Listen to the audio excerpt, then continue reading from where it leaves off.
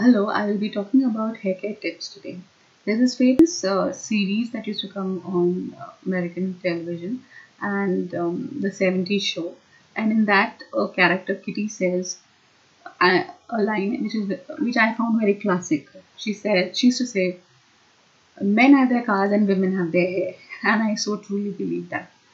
Now today I'll be talking about this the various kinds of herbal shampoos and packs I use on my dresses. Uh, this bottle that you see here with a liquid, viscous kind of a liquid, is rice water and chickpea flour. It's a very good cleanser and has absolutely no preservatives or anything else or chemicals. So I use ambimor rice, and what I do is sometimes I boil that rice in a lot of water. Um, Once the rice is cooked, I drain off the liquid and add chickpea, maybe 3 tablespoons of chickpea flour to it, shake it, and then use it as a shampoo.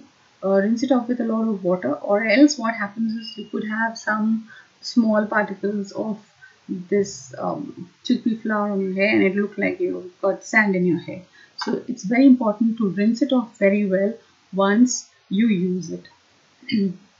Another tip that I used to follow when I was in college was coconut water and fenugreek seed powder. I have never used any kind of heat treatment on my hair, nor have I used any kind of conditioner which you buy off the shelf from any shop. All of the conditioners that I use are homemade, herbal, and something that suits me. I have very sensitive skin, and so using cosmetics is it's not for me. So as I was telling you all, coconut water and fenugreek seed powder is another excellent conditioner for your hair. You can mix the two.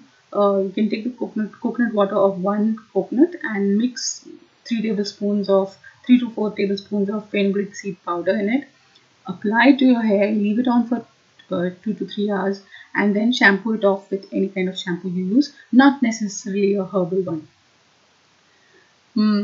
As a kid, my dad used to keep making me eat fish with the promise that he would allow me to move out my hair, which they never did. Every month there would be a baba coming home and he would chop all my sibling and my hair off, and there would be a crying session after that every time, every month. However, once I grew up and age caught up, my hair started turning gray. Of course, I lived in many parts of India, so water from differed from place to place, and then I started going gray. Again, I didn't use dye, and I always used henna. When I went to Bahrain, I found this packet of henna made by Vatika, which is a brand name, and the company is Dabur. I tried finding that packet here in India all over the place, but I have yet to find it. It I think is a 100% export oriented product. That's why I have not seen it anywhere in India. What I like about this Vatika brand of henna is that it's got this excellent fragrance, and when you use henna with different products or different herbal mixes, it gives off a little bit of a different smell or fragrance, and that's something I didn't like. But when I used Vatika, I realized it's absolutely fragrant. They use either khas to enhance the fragrance, or rose, or jasmine, or sandalwood. Or alternatively, when we are using henna, we can grind a bit of sandalwood and add that paste to the henna. I've yet to try it. I'm waiting for my you know stock of henna to get Vatika henna to get over to try something new like that. But yes, apart from that, I generally of late I tend to use beetroot a lot on my hair. So what I do is I take beetroot, either I boil it and then puree it, or I directly puree the beetroot in a mixer and use that pulp to mix my henna in. Like if you see the next slide onwards, you will see that initially I've taken a bowl with pureed henna, a pureed beetroot, and then I've added henna to it. Once you do this, you keep it for some time and then use it uh, for the color to really be strong. If you do not have gray hair or you do not want to color your hair, you can directly use it in half an hour's time and it will be an excellent mask for your hair. Again, if you're using it only for a mask purpose, then I think it will be best to wash it off in an hour or so. Since I keep it for the color to cover my gray, I keep it on for at least a minimum of 4 hours and then I just rinse it off with plain water and I only shampoo the next day. Before shampoo, I give my hair a very good oil massage and any shampoo that I use just helps take off all the oil and any kind of excess henna that would be there on my scalp. One thing to be very careful about when you're using any of these herbal shampoos and mixes is that rinsing out your hair really well so that there is no build-up on your hair. And in case there is any kind of build-up, I think a beer is very good to take off any kind of excess sediments that could be there on your hair. So I've also inserted a few snaps of mine from college time onwards, to showcase how I've always maintained long hair. For a few years in between, especially when my kids were young, I did sport very short hair also.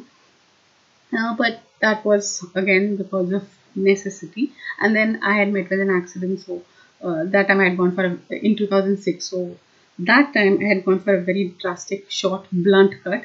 I had that for 3 years, and after my last operation, I started growing back my hair again. Going for a trim is something which became a bit of a drag once I went outside India, and I started growing it out and realized this becomes very easy to maintain, and you don't have to have that monthly or 2 monthly trim and styling and jazz. So that again was something totally out of trial and error, and again because of necessity, because I was not living in my own city and I was traveling elsewhere. Other than that, I have also used hibiscus leaves, hibiscus flowers. If you are in a bit of a hurry and you just want to have a nice rinse without any kind of shampoo, because there is this current fad of no poo days, that is no shampoo for a month or 2 months. In that time, if you want to just give your hair a good rinse or take out any kind of dirt on your hair, you could crush a few hibiscus leaves and a few hibiscus flowers. Take that viscous sort of strain out all the leaves and flowers.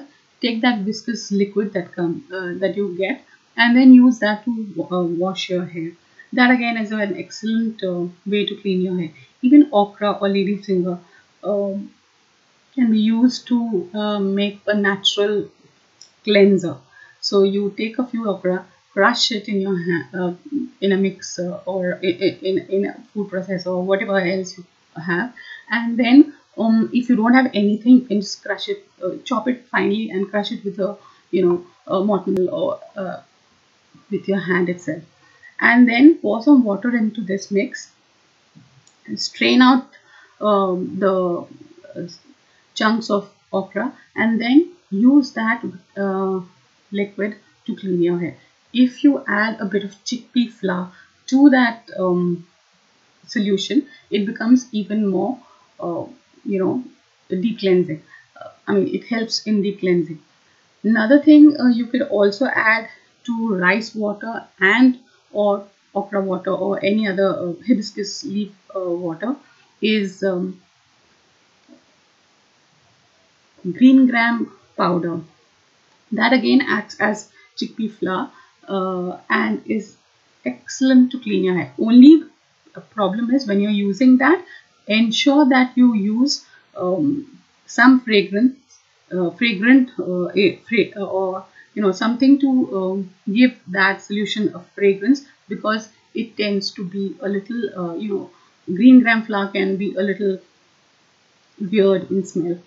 Other than that, I have to get used to this video and audio thing, and I hope by the next video, by the time I make the next video, the coordination that I have with slides and talking gets proper.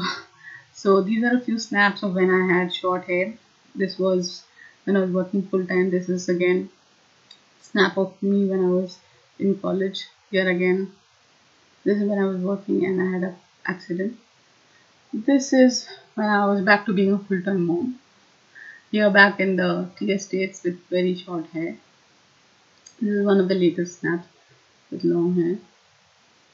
This is again when I was working and the hair length used to keep wavering. Used to live on the tea estate, so a few snaps are from that time. We come back to these snaps. This is chickpea flour and rice water. This is beetroot puree or paste. This is the henna that I was talking about, Vatika herbal henna with sandalwood and rose fragrance. So in case you don't have it, you can grind some sandalwood and add that. This is adding henna to the paste, and this is the result mixture that you get. Thank you.